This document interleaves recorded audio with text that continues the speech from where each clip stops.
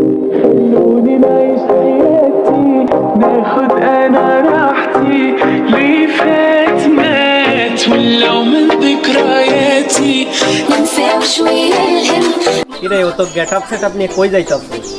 যাচ্ছি একটু হলে, ওই বড় বাচ্চা আছে তো, ওটা একটু দেখবো। একটু যাচ্ছিস ভালো কথা, তোর এইসব গেঞ্জি মেঞ্জি কি, হাতে টেটু ক্যাক, সানগ্লাস, আবার এই স্যান্ডেল মেন্ডেল কি সব? আমার গেটাবে আমি চলাফেরা করবো, কার কি এটা চললে হবে? সিম্পল হবে।